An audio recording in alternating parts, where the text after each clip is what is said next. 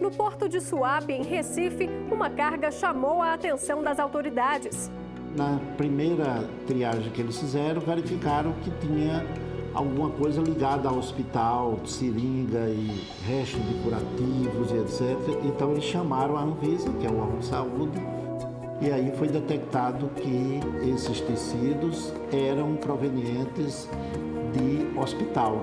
Dentro dos contêineres, 40 toneladas de tecidos infectados de hospitais dos Estados Unidos que seriam reaproveitados na confecção de bolsos para calças jeans. Havia um risco de contaminação em razão da existência desse material e por esse risco que justamente essa conduta é criminalizada. Os responsáveis pelo crime ambiental foram identificados e condenados pela Justiça Federal.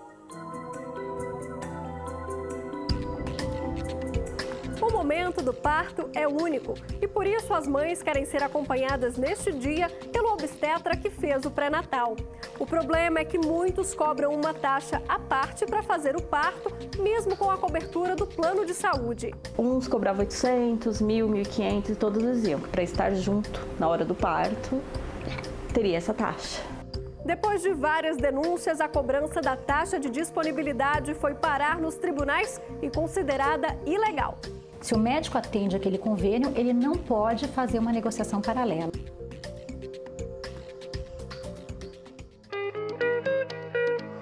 Os quiosques que ficam na beira da praia são sinônimo de conforto para os turistas, mas podem trazer prejuízos para o meio ambiente. Na realidade, dá uma tristeza, porque é um lugar lindo desse aqui e praticamente acabaram, né, com a orla aqui, com as dunas, com a faixa de areia que não existe mais. No litoral norte gaúcho, uma dessas barracas chegou a ser demolida. Mesmo assim, o problema só teve fim quando o caso chegou à justiça. Tudo isso e muito mais agora no Via Legal.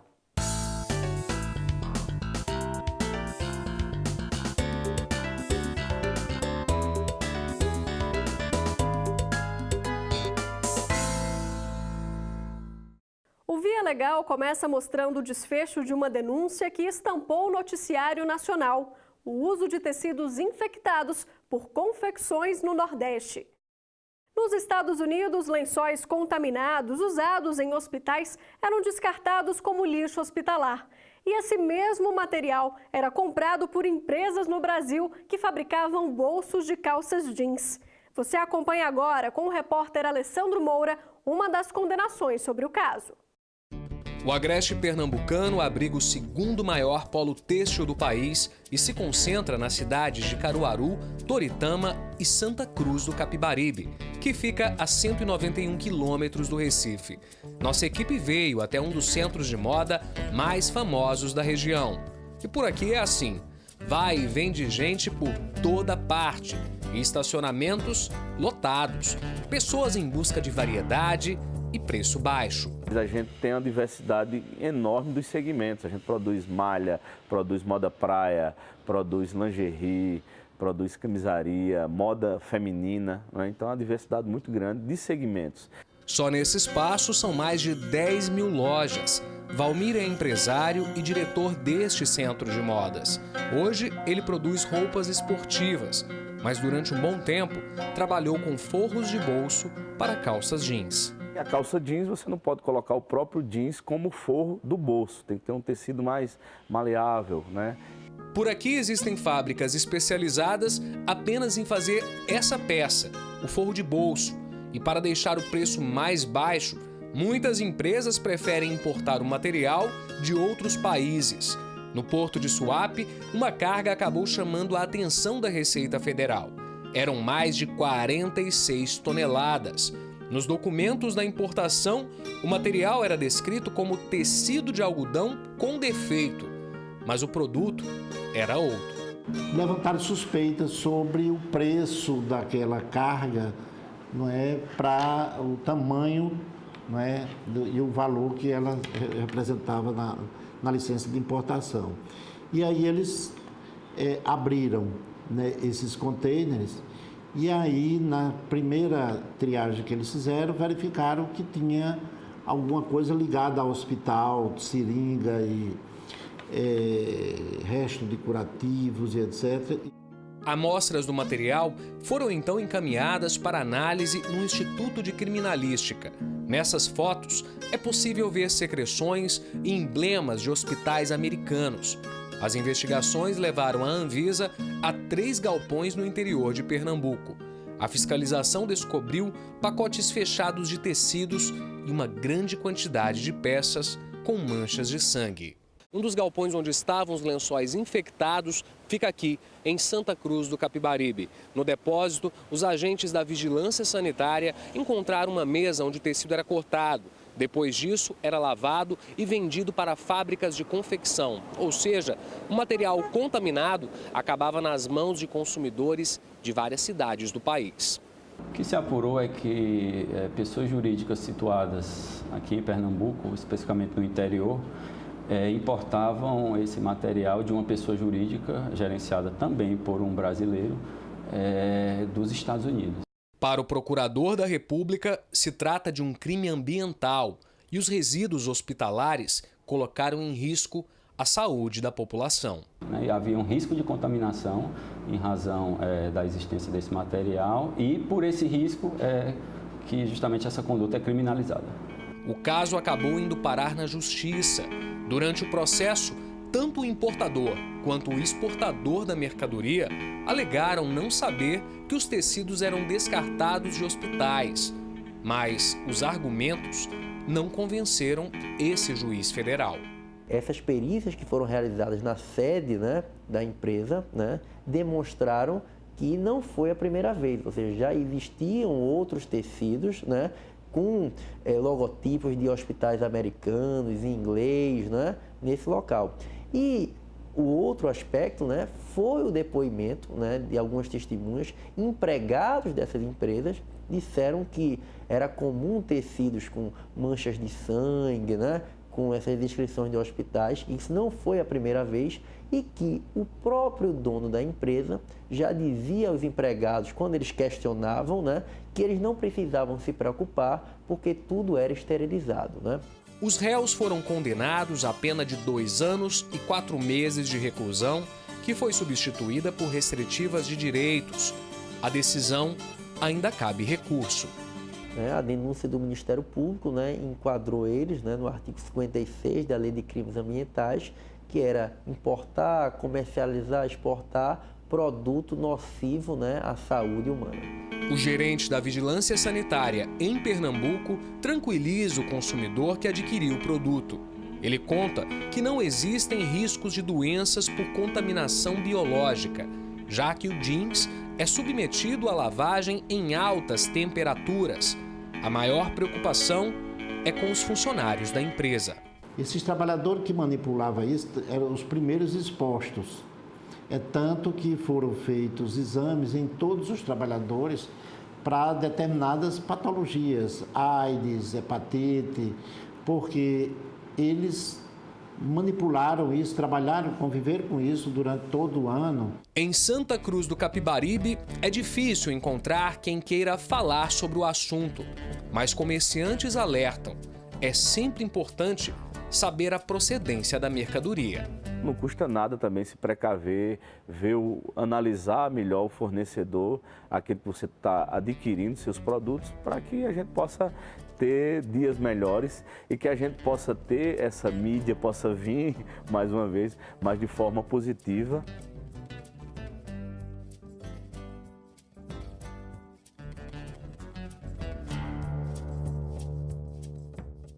Normalmente, o acompanhamento de uma gravidez é feito pelo obstetra que a gestante, com muito cuidado, escolheu. Por isso, é normal que o parto seja feito pelo mesmo profissional.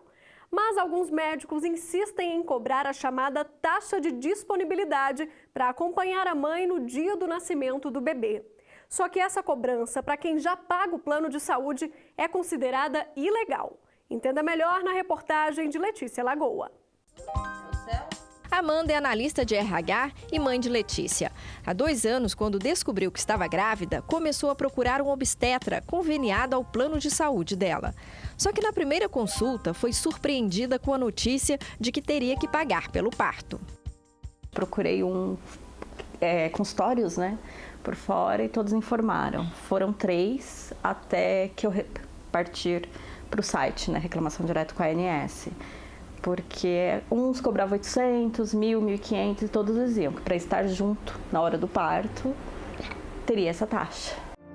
O próprio plano acabou indicando outro profissional que não cobraria a chamada taxa de disponibilidade. Mas no 7º mês de gravidez veio a surpresa. A nova médica decidiu deixar o convênio. Ela mesma falou que era motivos financeiros, que eles não entraram em acordo, e descredenciou. E no 7º mês já estava enorme, sem pique para fazer uma nova busca por planos de saúde, e acabou que foi com um plantonista no nascimento. Mas foi bem frustrante, porque é um médico que não conhece seu histórico. Para a Agência Nacional de Saúde, responsável pela regulamentação das seguradoras, a cobrança é ilegal. Por isso, depois de receber várias denúncias, o órgão teria ameaçado descadastrar os médicos. Mas a Associação de Obstetrícia e Ginecologia do Estado de São Paulo reagiu e entrou com uma ação na Justiça Federal para impedir que a ANS punisse os profissionais. Ela mandou para as operadoras de saúde uma carta que deveria punir em dinheiro, em cobrança, os médicos que fizessem esse tipo de cobrança. E, na verdade, o que a SOGESP pretende é que os hospitais tenham plantões obstétricos presenciais, que possam dar o atendimento para paciente com a cobertura completa do plano de saúde. E, na verdade, o médico começou a se sentir coagido. Na decisão de primeira instância, esta juíza não acatou o pedido feito pela associação e considerou a cobrança ilegal. Para ela, se o médico pertence a um plano de saúde, já está pré-estabelecido em contrato o valor que ele vai receber pelo parto. O parto é um evento que você não sabe quando vai ocorrer. Ele é certo, mas ele não sabe quando vai ocorrer. Então, o médico que se coloca como taxa de disponibilidade de algo que ele já deveria estar à disposição, ele acaba muitas vezes forçando uma cesariana, né? De forma que fique mais conveniente para ele. E outra coisa é o desequilíbrio, né, daquela gestante que foi procurar um médico e que, de certa forma, se vê compelida. Ela acha que se ela não pagar aquela taxa de disponibilidade, ela não vai ter o parto dela realizado. Então, não é uma negociação livre. A juíza ressalta ainda que a proibição não é novidade. A regulamentação do setor já impedia a cobrança. A decisão é manter a determinação da ANS. Essa cobrança não é permitida no bojo de relações contratuais feitas com pessoas conveniadas no plano médico. Se o médico atende aquele convênio, ele não pode fazer uma negociação paralela. Então, a regulamentação que já existia, de vedação dessa cobrança, eu entendi que ela tem que continuar. Então, a ação foi improcedente, porque queria o afastamento dessa regulamentação e que acabou ficando mantida. A SOGESP informou que vai recorrer da decisão no Tribunal Regional Federal em São Paulo. Para a associação, a taxa é justa e legítima, desde que previamente combinada entre as partes e obedeça às determinações do Conselho Federal de Medicina. O que se pleiteia é uma taxa de disponibilidade, uma taxa de cobrança que não faz parte da cobertura que as operadoras de saúde devem e fazem e cumprem até o momento. Elas cobrem assistência pré-natal com o plantonista que está no local para dar o atendimento. Em nota, a ANS esclarece que qualquer taxa cobrada pelo obstetra à gestante deve ser denunciada e que a cobrança é contrária aos princípios do Código de Defesa do Consumidor. Amanda concorda com a decisão e encoraja outras mães a exigirem seus direitos. A gente fica com medo. Será que o plantonista vai estar ciente disso tudo? E o pior, que nem eu entrei em trabalho de parto, tive dores. Na hora, você não consegue pensar tão claramente em avisar o médico. Olha, eu tenho tal coisa, para que tudo seja feito certo. Entreguei todos os documentos, sim, mas qual a garantia de que eles vão ser lidos pelos plantonistas? Então é importante a médica te acompanhar, mas é o que já está sendo falado. Precisa de uma conscientização também das mães, porque tem muitas que pagam. Porque querem o seu médico e pagam, porque não tem outro jeito. E não buscam auxílio, seja na ANS, seja em outros meios.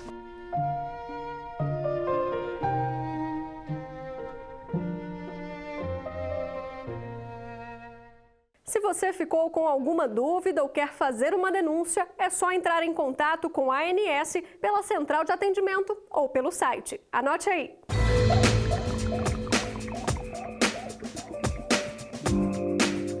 O acesso à saúde é uma garantia prevista em lei, mas na maioria das vezes, o que a gente vê nos hospitais públicos do país é o desrespeito com o cidadão que depende deste serviço.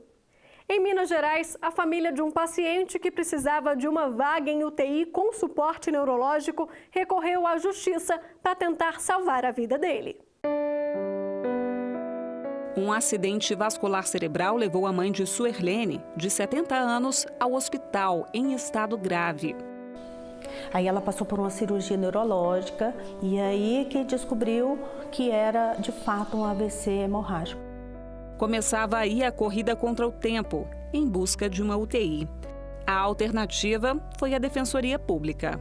Ela levou cerca de 72 horas para ser removida do centro cirúrgico, né, do hospital, para a UTI de um outro hospital, que aí sim foi a vaga que foi disponibilizada, onde ela ficou 21 dias. 3 dias. Esse foi o tempo necessário para conseguir a internação da mãe em uma unidade de terapia intensiva de um hospital público em Brasília. Suerlene acredita que teve sorte. Quando você entra na fila, é fila. É fila e essa fila, a demanda é sempre maior do que a oferta. E aí não vai tirar uma pessoa para colocar outra. O que eu mais gostaria, sim, era que todas aquelas pessoas que precisassem ou que vieram a precisar, tivesse a oportunidade e a graça que eu tive. Mas para grande parte da população, a realidade é outra. Sem UTI, remédios ou equipamentos para exames nos hospitais públicos, parentes e amigos dos pacientes lotam a Defensoria Pública do Distrito Federal em busca de ajuda. Dilma é uma delas. A agente social luta pela vida do vizinho, de 53 anos, que está em coma depois de ser atropelado por um motorista que fugiu sem prestar socorro. Está cada vez agravando, então é de extrema urgência a gente conseguir essa vaga da UTI. E a gente não tem conseguido.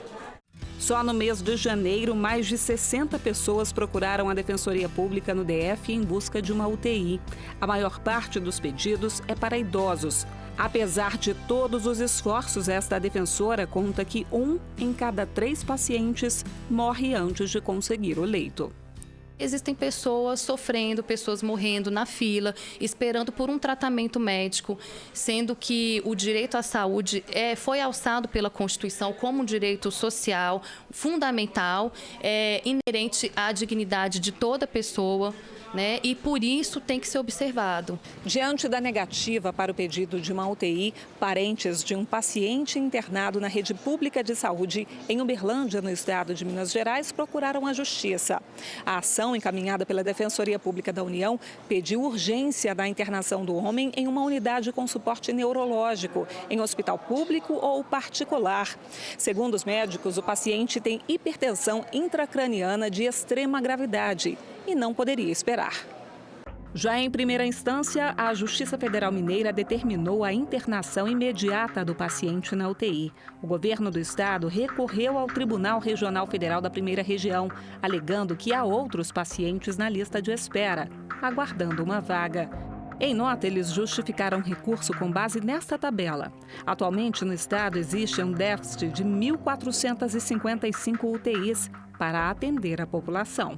Mas não teve jeito. A condenação tanto da União quanto do Estado de Minas Gerais e do município de Uberlândia foi mantida pelo Tribunal Regional Federal da Primeira Região.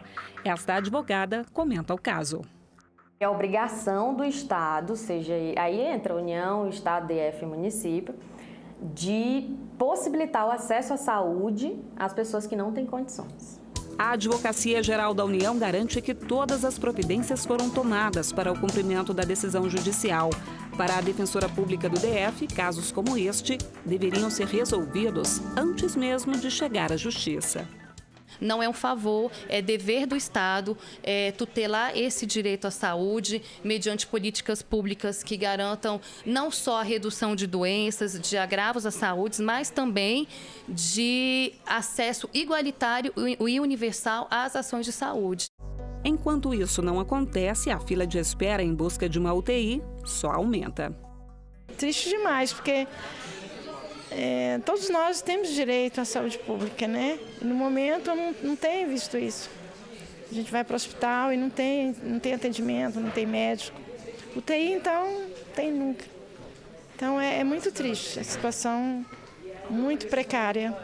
A mãe de Suerlene não resistiu. Morreu depois de 21 dias de internação na UTI.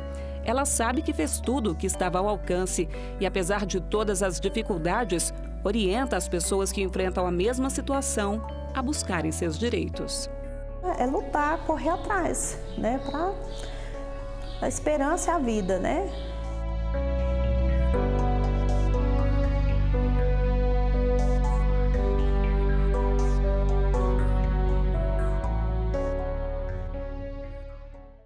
Para os turistas, eles são sinônimo de conforto e praticidade.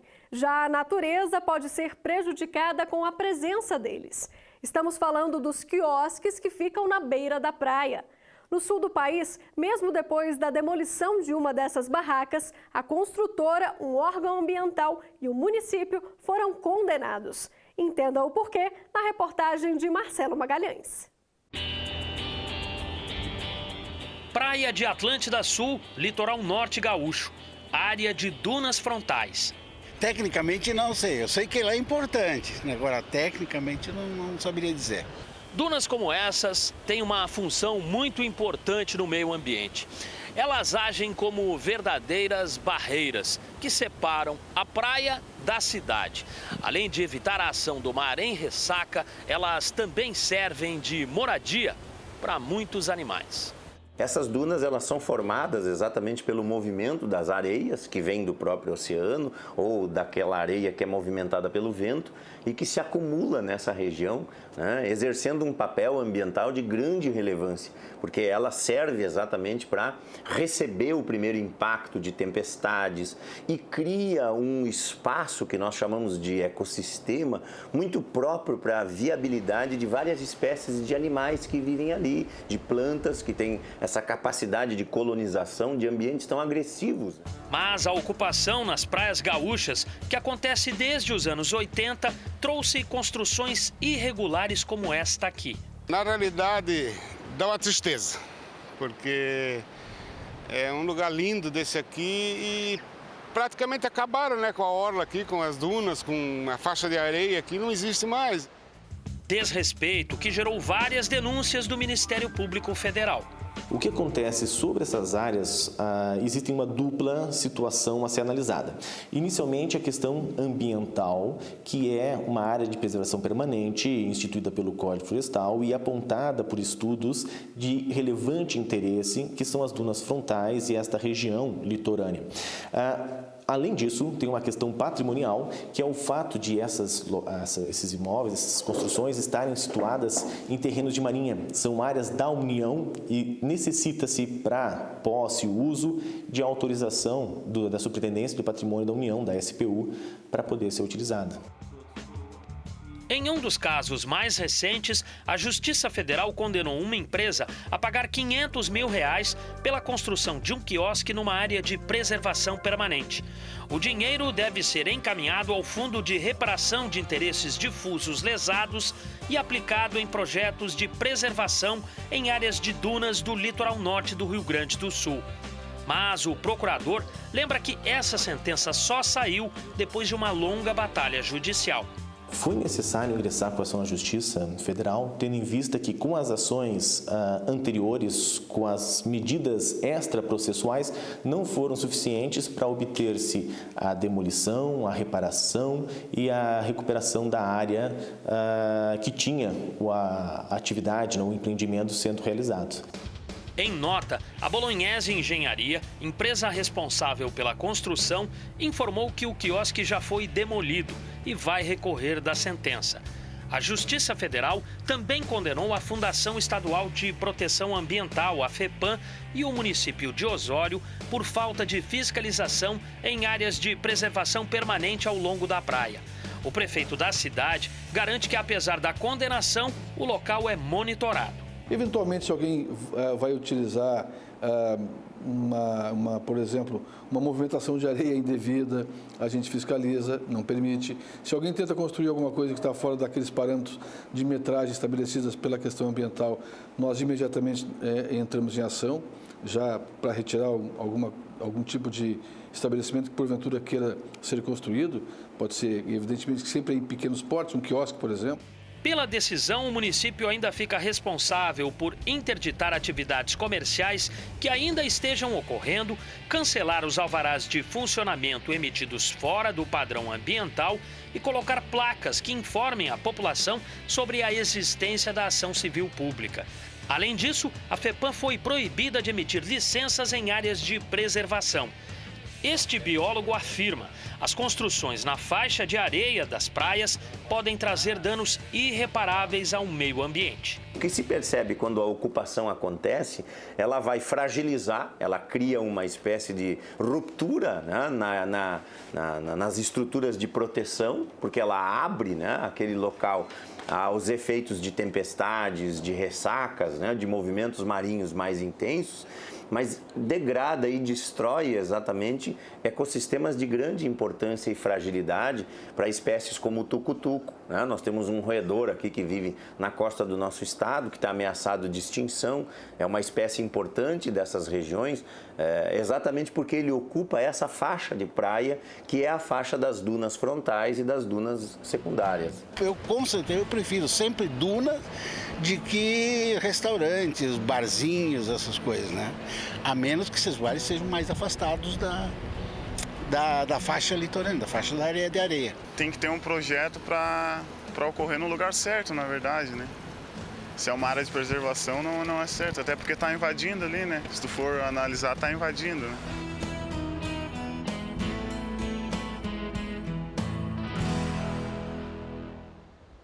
O programa chega ao fim, mas semana que vem tem mais decisões inéditas da Justiça Federal para você. E não esqueça de acompanhar o Via Legal pelas redes sociais.